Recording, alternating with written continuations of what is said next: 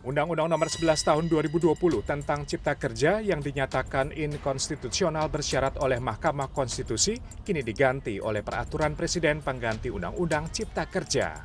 Dinilai tidak jauh berbeda dengan Omnibus Law, Perpu Cipta Kerja besutan pemerintah dianggap merugikan pekerja dan buruh. Di antara pasal yang disorot, yakni pasal 64 di mana ayat 1, pasal ini tidak menjelaskan secara jelas bidang dan jenis pekerjaan apa saja yang boleh menggunakan tenaga outsourcing. Sehingga bisa dianggap semua jenis pekerjaan bisa menggunakan tenaga outsourcing. Poin terkait aturan pesangon dalam Perpu Cipta Kerja juga menjadi polemik, karena jauh lebih kecil jika dibandingkan aturan ketenagakerjaan yang lama. Dalam rincian pasal 156 ayat 2 Perpu Cipta Kerja, karyawan korban PHK mendapatkan pesangon maksimal 9 kali upah. Perpu Cipta Kerja yang diresmikan Presiden Jokowi juga hanya mengatur waktu libur karyawan, yakni 1 hari dalam 6 hari kerja. Aturan ini tertuang dalam pasal 79 ayat 2 huruf B. Meski menjadi sorotan, pemerintah mengaku penerbitan Perpu Cipta Kerja sesuai dengan prosedur. Pemerintah juga menyatakan syarat keadaan genting sehingga diterbitkannya Perpu adalah hak subjektif Presiden. Di dalam tata hukum kita, bahwa alasan kegentingan itu adalah hak subjektif Presiden, tidak ada yang membantah sekali satupun ahli hukum tata negara. Bahwa itu iya, membuat Perpu itu alasan kegentingannya itu berdasar penilaian Presiden saja. Nah tinggal nanti akan ada political review. Political review-nya di DPR masa sidang berikutnya, judicial review-nya kalau ada yang mempersoalkan ke MK, kan gitu aja. Ketua Mahkamah Konstitusi periode 2013-2015 Hamdan Zulfa mengkritik alasan kegentingan memaksa yang dipakai Presiden Joko Widodo untuk menerbitkan Perpu. Presiden Jokowi dinilai sedang mengakali putusan MK bahwa Undang-Undang Cipta Kerja adalah inkonstitusional bersyarat. Kalaulah betul misalnya ada suatu kegentingan ya, yang memaksa sehingga Presiden harus mengeluarkan Perpu, nah undang-undangnya masih ada dan tidak begitu buru-buru, karena undang-undang masih berlaku sampai akhir tahun ini.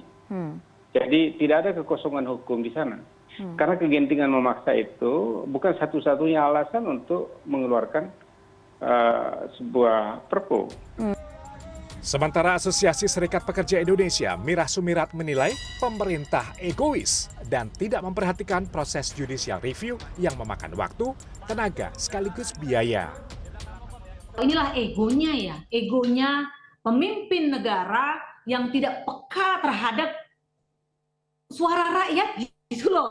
Rakyat ini gimana kalau menurut saya? Satu dengan seenak-enaknya, oke uji aja materi, uji aja lagi gitu ya. Loh, emang dikira nggak ada biaya di sana? Harus ada biaya besar di sana. Enak aja pemerintah ngomong gitu, karena nggak mengeluarkan biayanya dari rakyat kok gitu. Nah bagaimana dengan rakyat mengajukan ujian materi? Itu kan uangnya sendiri. Kemarin buruh itu mengajukan JR di Mahkamah Konstitusi Undang-Undang Cipta Kerja.